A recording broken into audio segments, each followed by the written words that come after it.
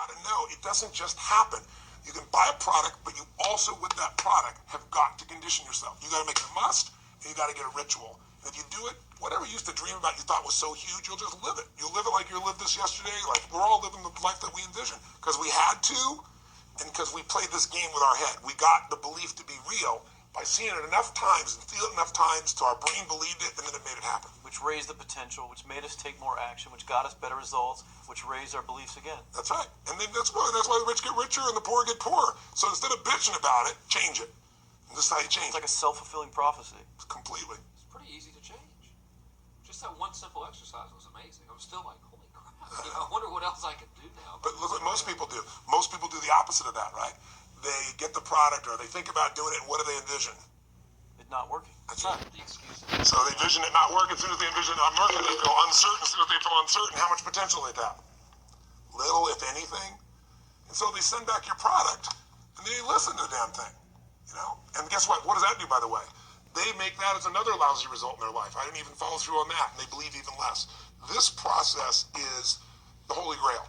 It's where the whole game changes, and anybody can do it, and they can do it in a few minutes. And if they do it a few minutes each day, then they get a different life. They do it a few minutes one time, their life changes for the day. We're defined by our rituals. Everybody's got rituals, certain things they do every day. And what we three have in common, and anybody that I know of who has a life that they're living that was once a vision, is we saw it again and again and again, even when it didn't work, even when you lost 100 grand, even when I'm working as a janitor, there's something we would not give up on. And if somebody watching wants to change their life, they got to decide what they won't give up on, and then put themselves in the state of momentum by a couple little rituals. That's all it takes. And I think especially when it comes to anything related to making money, like making money products or promises or courses, people are so inundated with scams and all this garbage, true garbage, that, you know, their natural thinking is that they're so skeptical. It's like they fall into the conditioning of, well, if anything's ever going to work, that thing has to prove it to me before I believe anything. So when they go to approach the thing to make more money with, they're like, well, I'm starting at zero, and this thing has to prove to me that it has any potential at all before I believe that it will. Don't you agree with that's the case? Unfortunately, it's the case, but here's the truth. When somebody says to me, in my business even more, because a lot of people think I'm a motivator. I hate that term. That's never been what I've done. I do believe in energy, and I'm passionate. You know, they see 10,000 people in the room rocking, they go, oh, he's motivating them. I believe in peak state. You get a top athlete, you get in a concert, and you get in state, right? The problem is, to defend themselves so they won't be disappointed again, they lower their expectations. So someone will say to me, well, I'm skeptical or I'm pessimistic. And my response to them is, no, man, you're gutless. It takes no guts to be skeptical. You don't have to have any capacity to be a critic. And now with the web, you don't even have to own that you're the one being the critic. You can burn somebody and, you know, anonymously, right? I said, you know what? It takes guts to believe. And if you think something's going to do it for you without you putting your guts on the line, you might as well forget it right now.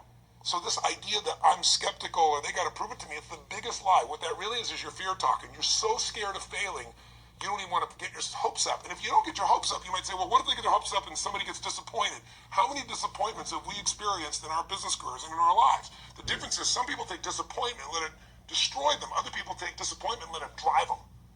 And you get to choose. Are you going to turn this thing into why it didn't work and a bunch of stories and excuses? Or are you going to take this thing that didn't work and figure out what are you going to do to make it work? And it may not happen the first time, the second time, the third time, but the people that are relentless find the way. And if the common denominator in all these guys that are kind of our friends or family, money masters, you know, the new money masters is they all did it with will. Nobody here inherited this stuff. Everybody figured it out. And keep figuring it out. And it's going to keep changing. And you say, you know what? You know, 1% of 99% of the money being made is being made by 1% of the people, because only 1% of the people will condition their mind and condition their body and follow through some daily rituals. The excuses, are you going to take this thing that didn't work and figure out what are you going to do to make it work? And it may not happen the first time, the second time, the third time, but the people that are relentless find the way. And if the common denominator in all these guys that are kind of our friends or family, money masters, you know, the new money masters is they all did it with will. Nobody here inherited this stuff. Everybody figured it out. And keep figuring it out. And it's going to keep changing. And you say, you know what? You know, 1% of 99% of the money being made is being made by 1% of the people, because only 1% of the people will condition their mind and condition their body and follow through some daily rituals. The rest will tell a story about why it didn't work, how it wasn't their fault. And you got two things in life. You got results or you got a story.